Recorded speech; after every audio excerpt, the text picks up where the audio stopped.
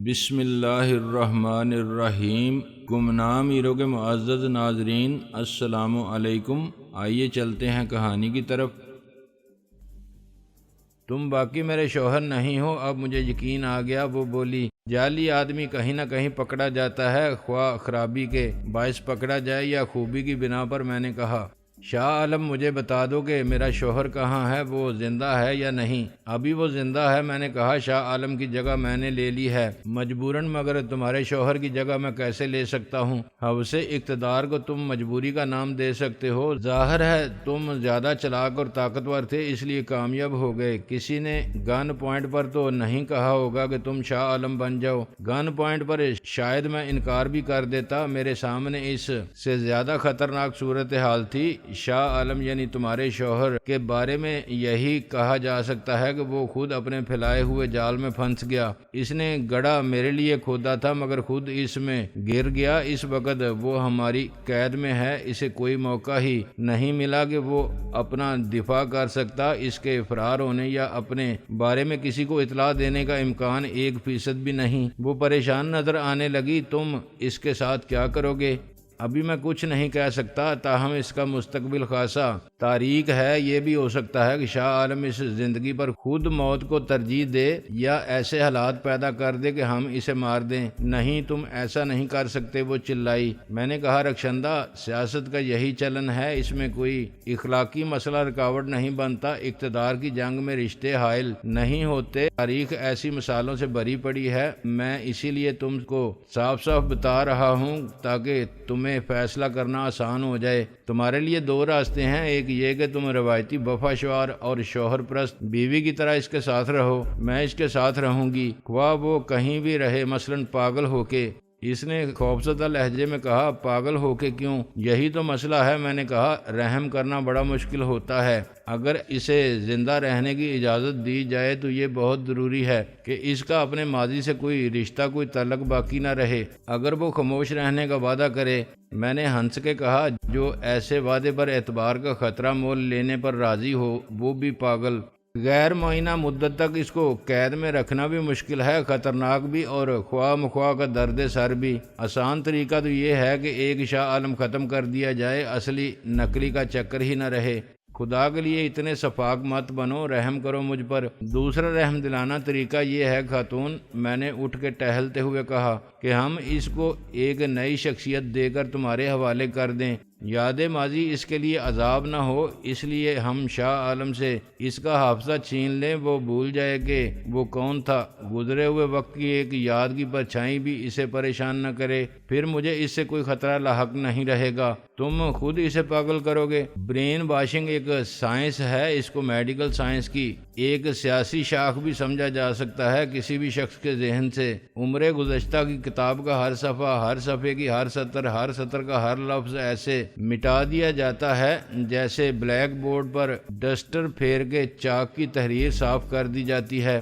پھر اس پر کچھ بھی لکھا جا سکتا ہے یا اسے بلینک چھوڑا جا سکتا ہے۔ ہوگا وہ تمہارا ہی شوہر، مگر ممکن ہے وہ خود کو عبدالغفور یا علاء الدین کہے، باپ کا نام بھی کچھ اور بتائے، تمہیں رکشی نہیں ریکھا سمجھے۔ اسے یہ یاد ہو کہ وہ منڈی بہاؤالدین میں آڑتی تھا یا پنڈی میں تانگا چلاتا تھا، کیا فرق پڑتا ہے اس سے؟ وہ زندہ ہوگا اور تمہارے پاس ہوگا، کیا یہ کافی نہیں؟ اس نے اپنا سر تھام لیا۔ اوہ میرے خدا، میں کیا کروں؟ میں نے کہا، اس کا ساتھ نبھانا تمہارے لیے سخت آزمائش اور عذاب کا مسئلہ ہوگا۔ اگر تم پہلے خوش نہیں تھیں تو آئندہ کیسے خوش رہو گی؟ لیکن تم بچ سکتی ہو اس بدبختی کی زندگی سے۔ وہ کیسے؟ اس سے طلاق لے لو۔ میں نے کہا، بقائمی ہوش و حواس وہ تم کو چھوڑ دے، پھر تم اپنی زندگی جہاں چاہو جس کے ساتھ چاہو گزارو، مگر جو کہنا ہے کہہ ڈالو۔ وہ رونے لگی۔ تمہارے لیے اور تمہارے خاندان کے لیے سابقہ زندگی سے مکمل لا تعلقی ہی تحفظ کی ضمانت ہوگی۔ شاہ عالم کا کوئی حوالہ صرف تمہیں نہیں سب کو مشکل میں ڈال دے گا۔ یہ ہو سکتا ہے کہ بعد میں کبھی کوئی تمہیں اکسائے کہ بول کے لب آزاد ہیں تیرے، اور یہ اسلامی جمہوریہ پاکستان ہے اور یہاں قانون ہے، تمہاری حفاظت کے لیے عدالت ہے اور فوج ہے، اور تم بہادر بن کے کوئی پریس کانفرنس کر ڈالو۔ بس یہ بات کبھی مت بولنا کہ جنگل کا قانون ہو تو شیر کی جگہ اس سے زیادہ طاقتور شیر ہی لے سکتا ہے۔ اور لومڑی کبھی غاصبانہ قبضہ کرنے والے شیر کو جنگل سے بے دخل نہیں کر سکتی، خواہ اس کی حمایت میں جنگل کے سارے خرگوش، گیدڑ اور بندر متحد ہو جائیں۔ ابھی وقت ہے تمہارے پاس، سوچ لو کہ تم کیا کرنا چاہو گی۔ میں پاگل ہو جاؤں گی، سوچنے سے یہی ہوگا۔ ہم دوپہر کا کھانا کھا کے واپس جا رہے ہیں، اگر تم نے اسی طرح سفر کیا جیسے آتے وقت کیا تھا تو سب پریشانی سے بچ جائیں گے، ہم بھی، تم بھی اور تمہارا شوہر بھی۔ ایک تجربہ تم کو ہو گیا ہے، امید ہے تم حکم عدولی کی حماقت نہیں کرو گی۔ تمہاری خاموشی مجھے شک میں مبتلا کر رہی ہے۔ کیا میں تمہیں انجیکشن لگا کے اسی طرح لے جاؤں جیسے کرنل خان اور مس خان تمہارے شوہر کو لے گئے ہیں؟ اس نے ہکلا کے کہا۔ کرنل خان کون؟ میں نے کہا وہی جس کو تم ڈرائیور سمجھتی تھیں۔ ابھی تک میں نے اس سے زیادہ بے ضرر اور اس سے زیادہ خطرناک آدمی نہیں دیکھا۔ اس کی پوتی چاندنی خان، شاہ عالم کا تختہ الٹنے کی سازش ان کی مدد کے بغیر کامیاب نہیں ہو سکتی تھی۔ چندہ میرا مطلب ہے چاندنی خان بھی ایسی چیز ہے کہ اکثر لوگ اس کا حسن اور معصومیت سے دھوکہ کھا جاتے ہیں، ان کی عقل ماری جاتی ہے، پھر وہ خود مارے جاتے ہیں۔ وہ تمہارے شوہر کو ایئرپورٹ سے ہی لے گئے تھے ایمبولینس میں، اس وقت کہاں ہیں وہ؟ مجھے انہی کے فون کا انتظار ہے۔ کیا تم نے میری بات سمجھ لی ہے؟ اس نے اقرار میں سر ہلایا۔ مجھے میرے شوہر سے ملنے کا موقع ملے گا نا؟ میں نے کہا ہاں، میرا خیال ہے کہ اس سے ملنے کے بعد ہی تم صحیح فیصلہ کر سکو گی تمہیں باقی زندگی اس کے ساتھ گزارنی چاہیے یا نہیں۔ بس ایک بات کبھی مت بھولنا کہ تمہارا شوہر کسی رعایت کا مستحق نہیں ہے۔ شاید تمہاری وجہ سے اس کو شاہ عالم سے کچھ اور بنانے کے بعد چھوڑ دیا جائے، ورنہ سیاست میں شوہر کے کیے کی سزا بیوی بچوں کو بھگتنی ہی پڑتی ہے۔ تم بنگلہ دیش کے شیخ مجیب الرحمان کی مثال لے لو، شاہ ایران کی یا مارکوس کی۔ تمہارا شوہر اور تم پل صراط پر سے گزرو گے، ذرا سی لغزش کی گنجائش نہیں ہے تمہارے لیے۔ جہاں بھی انقلاب آتا ہے یا کسی کا تختہ الٹا جاتا ہے، وہاں انسانی جانوں سے زیادہ اقتدار کا تحفظ ضروری ہوتا ہے۔ تختہ الٹنے والے رحم دل نہیں ہو سکتے۔ تم یا تمہارے گھر والے، شاہ عالم کے اہل خانہ سب غیر محفوظ ہیں۔ کیوں؟ ان کا کیا قصور ہے؟ میں نے کہا تم کو سمجھنا چاہیے کہ یہ بھی جنگ ہے۔ جنگ میں جب آبادی پر بم گرتا ہے تو سب ہلاک ہو جاتے ہیں، بوڑھے اور عورتیں، اسکولوں میں پڑھنے والے بچے، اسپتالوں میں لیٹے ہوئے مریض۔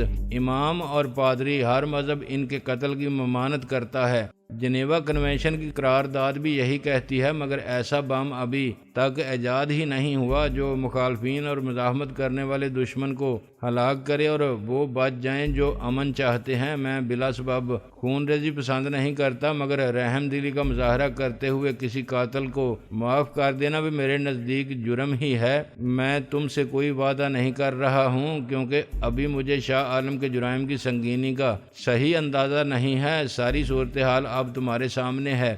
میری باتوں سے اس کا حوصلہ انتہائی پست ہو گیا تھا۔ وہ شاید مایوسی اور ڈپریشن کا شکار تھی۔ اچانک زندگی کا مفہوم اور مستقبل کا تصور بدل گیا تھا۔ اسے اپنے شوہر کے رویے سے بہت شکایت تھی، مگر اس نے کبھی سوچا بھی نہیں ہوگا کہ سارے عیش و آرام، عزت اور شہرت اسی کی زندگی سے مشروط ہیں۔ کبھی ایسا بھی ہو سکتا ہے کہ ایوان اقتدار کی راہ پر مسلسل آگے بڑھنے والا اچانک سازش کا شکار ہو کے یا اپنی غلطی سے غارِ ہلاکت میں گر جائے گا اور اس کے سارے خواب چھن جائیں گے۔ سیاسی جوئے میں شاہ عالم پانسا پلٹ جانے سے بازی ہار گیا تھا، پھر رخشندہ اپنی شکست کیسے قبول نہ کرتی؟ وہ خاموش ہو گئی۔ اس نے اپنا سامان پیک کیا، میں نے اور تیمور نے اپنے کمرے میں ہی دوپہر کا کھانا منگوا لیا تھا۔ رکشی نے اسے دیکھا تک نہیں۔ 2 بجے خان جی کا فون آیا جب پورٹر ہمارا اسباب نیچے لے جا چکا تھا اور ہم روانہ ہونے ہی والے تھے۔ میں نے کہا سر جی بڑی سخت گڑبڑ ہو گئی ہے، میرے لیے دعائے مغفرت فرمائیے۔ کیوں؟ کیا ہوا؟ پہلے میرے پیٹ میں سے عجیب سی آوازیں آ رہی تھیں، میں نے غور سے سنا تو آنتیں قل هو اللہ پڑھ رہی تھیں۔ اب اتنا کھا لیا ہے کہ ہائے اللہ کا شور سنائی دیتا ہے۔ میں نے لطیفے سننے یا سنانے کے لیے فون نہیں کیا تھا۔ یس سر، آپ فضولیات میں وقت ضائع نہیں کرتے۔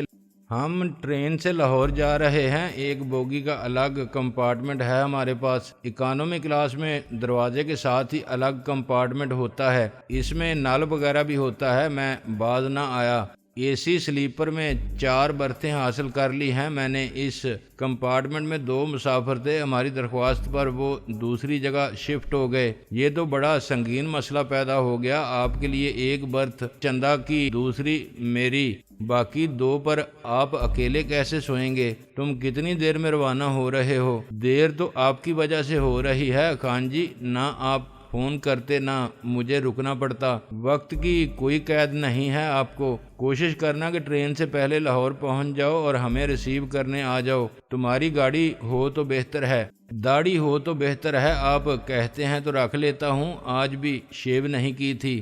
اور کچھ کہنا ہے؟ کہنا تو ہے مگر آپ سے نہیں، گرد و نواح میں چندہ ہے تو۔ چندہ نے کہا جعلی آدمی کیا بات ہے؟ میں نے کہا چندہ میں تم سے تعزیت، میرا مطلب اظہار ہمدردی کرنا چاہتا تھا۔ مجھے بہت افسوس ہے مگر قسمت کے لکھے کو مٹایا نہیں جا سکتا۔ کیوں، مجھے کیا ہوا ہے؟ آہ نادان اور بے خبر حسینہ، ابھی تم کو اندازہ ہی نہیں کہ تم پر کیا اندوہناک حادثہ گزر چکا ہے۔ تم نے تو سوچا تھا کہ میرے جیسا شہزادہ گلفام اور مثالی شوہر مل جائے گا تمہیں لاٹری میں، مگر افسوس کہ لاٹری کسی اور کی نکل آئی۔ میں اب تم سے شادی نہیں کر سکتا، مجھے ایک ریڈی میڈ بیوی مل گئی ہے تم سے لاکھ درجہ بہتر، میں مجبور ہوں۔ تم اپنا تخلص مجبور رکھ لو۔ وہ ہنسی، تمہاری ہنسی سے اندازہ ہوتا ہے کہ تم صدمے سے پاگل ہو گئی ہو، لیکن چندہ اتنا بیوقوف کون ہوتا ہے کہ اس کے سامنے چکن روسٹ رکھا ہو اور اپنے کچن میں خود ٹنڈے پکا کے کھائے، صرف اس لیے کہ ٹنڈوں کا دل ٹوٹ جائے گا۔ خان جی نے کہا ایک بات بتانا بھول گیا تھا میں، گاڑی ہے تیز گام بوگی نمبر 4۔ پھر فون بند ہو گیا۔ الو کی پٹھی، میں نے دل ہی دل میں کہا نہ جانے کب ریسیور دادا جی کو پکڑا دیا تھا، اور دادا صاحب نے بھی ٹنڈوں کی دل آزاری کے فلسفے پر کچھ نہیں فرمایا کہ یہ کیا بکواس ہے۔ ہم 2:30 بجے روانہ ہوئے۔ ٹرین اگر لیٹ نہ ہو اور وقت پر پہنچ جائے، جیسا کہ غلطی سے سال 6 مہینے میں ایک بار ہو جاتا ہے، تو تیز گام لاہور تک کا فاصلہ 18 گھنٹے میں طے کر لیتی ہے۔ اس سے بھی کم وقت میں سڑک کے راستے لاہور پہنچنے کے لیے ضروری تھا کہ ہم بغیر رکے سفر کریں اور رفتار بھی کم نہ ہو، لیکن ہمیں 2-3 گھنٹے کا اضافی وقت مل گیا تھا۔ تیز گام شام 6 بجے کراچی کینٹ سے چلتی تھی، اس وقت تک ہم حیدرآباد سے بھی آگے ہوں گے۔ واپسی میں جب ہمارے ساتھ اسباب سفر تھا، میں نے ایک تھرماس میں گرم پانی لے لیا تھا تاکہ جب ضرورت محسوس ہو کافی بنا کے پی لوں۔ رکشی نے خود ہی فرمائش کی کہ اسے بھی سکون آور گولیاں فراہم کر دی جائیں۔ اس کا فائدہ یہ ہوا کہ اس نے سفر کا زیادہ حصہ سیٹ پر سو کے گزار دیا۔ اگر چندہ ساتھ ہوتی تو میں آدھے راستے ڈرائیونگ کرتا، آدھا راستہ تیمور گاڑی چلاتا، یا چندہ خود ہی میری مدد کر سکتی تھی۔ میں کسی قسم کا خطرہ مول نہیں لینا چاہتا تھا کہ میں تیمور پر بھروسہ کر کے سو جاؤں اور تیمور موقع سے فائدہ اٹھاتے ہوئے رکشی کے ساتھ مل کے میرا سارا منصوبہ ناکام بنا دے۔ میری آنکھ کھلے تو پتہ چلے کہ میدان حشر میں ہوں یا کسی قید خانے میں بندہ پڑا ہوں۔ شاہ عالم کا تختہ پھر سیدھا ہو گیا ہے اور میرا کام الٹا ہو گیا ہے۔ مجھے خیال آیا کہ سفر میں خان جی نہ ہوتے اور چندہ میرے ساتھ ہوتی تو میں 18 گھنٹے گاڑی بھی چلا سکتا تھا، اور زبان بھی یہ بھی ہو سکتا تھا کہ تیمور گاڑی چلاتا، رکشی آگے اس کے ساتھ ہوتی اور پچھلی سیٹ پر چندہ کے ساتھ میں۔ دوسرا خیال فوراً یہ آیا کہ ایسا ہو سکتا ہے، بالکل ہو سکتا ہے، چندہ ابھی ریلوے اسٹیشن پر موجود ہے۔ میں خان جی سے کہہ سکتا ہوں کہ وہ چندہ کو میرے ساتھ کر دیں یا خود میرے ساتھ چلیں۔ میں 18 گھنٹے تک مسلسل گاڑی چلاؤں گا تو ہو سکتا ہے لاہور کے بجائے عدم آباد پہنچ جاؤں، اور یہ انتہائی معقول اور جائز مطالبہ ہوگا۔ خان جی خود میرے ساتھ ڈرائیونگ کی ڈیوٹی شیئر کرنے نہیں آئیں گے، اس طرح انہیں چندہ کو شاہ عالم کے ساتھ چھوڑنا پڑے گا، اور وہ اکیلی اس مشکل ذمہ داری سے کیسے نپٹے گی؟ خان جی یقیناً چندہ کو میرے ساتھ بھیج دیں گے۔ میں نے گاڑی کا رخ کینٹ اسٹیشن کی طرف موڑ لیا۔ گاڑی کو میں نے گیٹ کے قریب روکا اور تیمور کو اندر بھیج دیا کہ خان جی کو تلاش کر لائے۔ تقریباً 15 منٹ بعد خانے اعظم نمودار ہوئے۔ کیا بات ہے؟ میں نے کہا معاف کیجیے گا، میں نے آپ کو نہیں چندہ کو بلایا تھا۔ تیمور نے کہا مگر مجھ سے تو تم نے کہا تھا کہ کرنل خان کو بلا لاؤ۔ میں نے اسے کینہ توز نظروں سے دیکھا۔ اچھا غلطی سے کہہ دیا ہوگا، خیر آپ آ گئے ہیں۔ خان اعظم تو اس ناچیز کی فریاد سن لیں۔ انہوں نے میرا مسئلہ سن کے سر ہلایا۔ تو نے اچھا سوچا، میں ابھی آتا ہوں چندہ کو بتا کے۔ میں نے کہا آپ کیوں تکلیف فرماتے ہیں؟ بھائی میں چلتا ہوں تیرے ساتھ، تجھے اکیلا واقعی نہیں جانا چاہیے۔ میں نے کہا یہ تو خیر ٹھیک ہے، مگر کیا چندہ سنبھال سکے گی؟ شاہ عالم کو آپ کو ہونا چاہیے اس کے ساتھ۔ وہ میری صورت دیکھ کے مسکرائے۔ اچھا میں چندہ کو بھیج دیتا ہوں۔ تم محبت کرتے ہو چندہ سے؟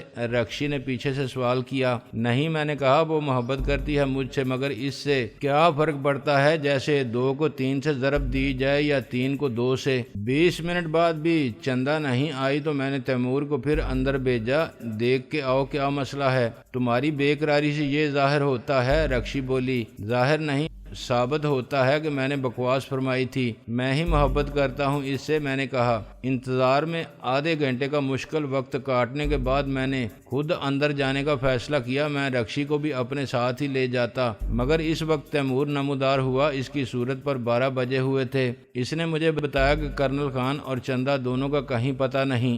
میں نے کہا تیمور صاحب، دنیا میں بہت سی ایسی چیزیں ہیں جو غائب ہو سکتی ہیں، مثلا گدھے کے سر سے سینگ۔ میری طرف ایسے مت دیکھو، میرے سینگ تھے ہی نہیں۔ اگر تم خان اعظم کو جن اور مس خان کو چڑیل سمجھتے ہو جو غائب ہونا جانتے ہیں تو پھر مجھے بھوت مان لو، ورنہ تسلیم کر لو کہ قصور تمہاری آنکھوں کا ہے۔ میری آنکھیں ٹھیک ہیں، اس نے ناگواری سے کہا۔ پڑھتے وقت مجھے چشمے کی ضرورت پڑتی ہے۔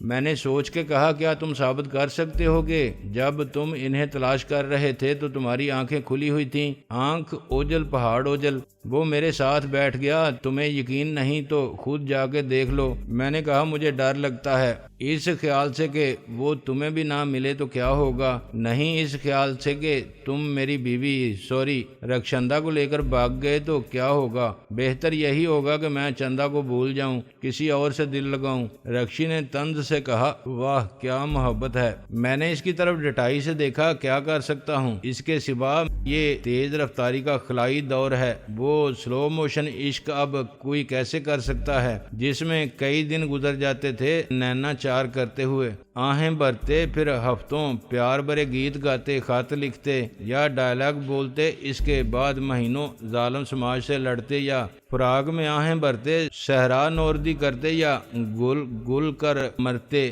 اب تو محبت بھی نان سٹاپ سپر سانک فلائٹ ہے، ایک مس ہو گئی تو دوسری پکڑ لو۔ اور ایسا ہی اگر عورت سوچنے لگے۔ پھر رکشندہ بولی، آپ بھول رہی ہیں کہ یہ مردوں کا معاشرہ ہے۔ امریکہ اور یورپ کی خواتین بھی شور مچا کے اور بہت رو پیٹ کے یہ حقیقت تسلیم کر چکی ہیں۔ تیمور نے کہا، یہاں کب تک وقت ضائع کریں گے ہم؟ میں نے خفگی سے کہا، میں ایک عمر گزار سکتا ہوں انتظار میں، اور اس کے باوجود امید سے دستبردار نہیں ہو سکتا۔ میرے بعد میری روح اسی جگہ چشمے برا رہے گی۔ بقول شاعر، ہم انتظار کریں گے تیرا قیامت تک، خدا کرے کہ قیامت ہو اور تو آئے۔ مجھے تو نیند آ رہی ہے، رکشی نے کہا۔ تم گاڑی سٹارٹ کر کے اس کا اے سی چلا دو، گرمی ہو رہی ہے۔ میں نے انجن سٹارٹ کر کے فین چلایا، کھڑکیوں کے شیشے چڑھائے اور پھر 2 منٹ بعد اے سی آن کر دیا۔ تم نے انہیں کہاں دیکھا تھا تیمور؟ تیمور نے جماہی لی، وہیں جہاں وہ پہلے ملے تھے، ویٹنگ روم میں۔ شاہ عالم بھی ان کے ساتھ ہی تھا؟ زندہ؟ ہاں، وہ ایک اسٹریچر پر سو رہا تھا۔ رکشی نے بے چینی سے پوچھا۔ وہ ٹھیک تو تھا؟ تیمور نے سر ہلایا۔ جب وہ کراچی ایئرپورٹ پر اترا تھا تو بالکل ٹھیک تھا اور بہت اچھے موڈ میں تھا۔ میں نے کہا، پریشانی کی کوئی بات نہیں، اسے سلا کے ساتھ لے جانا ہماری ضرورت تھی۔ وہ جب سو کر اٹھے گا تو پہلے سے زیادہ فریش ہوگا۔ رکشی نے کہا، میری ایک درخواست ہے، مجھے اپنے شوہر کے ساتھ جانے دو۔ اس کمپارٹمنٹ میں 2 برتھیں خالی ہوں گی۔ مس خان کی جگہ میں ٹرین سے چلی جاتی ہوں، میں اس کا خیال رکھوں گی۔ میں نے کہا، تمہارا خیال کون رکھے گا؟ میں نے چندہ کو یہاں اس لیے بلایا تھا کہ میں بیک وقت تم پر اور تیمور صاحب پر مسلسل 18 گھنٹے پلک جھپکائے بغیر نظر نہیں رکھ سکتا۔ چندہ ساتھ ہوگی تو میں بھی 4-6 گھنٹے کی نیند لے لوں گا اور میرے لیے فکر کرنے کی کوئی بات نہیں ہوگی۔ تم مس خان کی جگہ نہیں لے سکتی کیونکہ تم ان کی بیٹی نہیں ہو۔ جس پر بھروسہ کرتے ہوئے کرنل خان لمبی تان کے سو جائیں، ان کے لیے یک نہ شد 2 شد والا معاملہ ہو جائے گا۔ میاں پر بھی نظر رکھیں اور بیوی پر بھی۔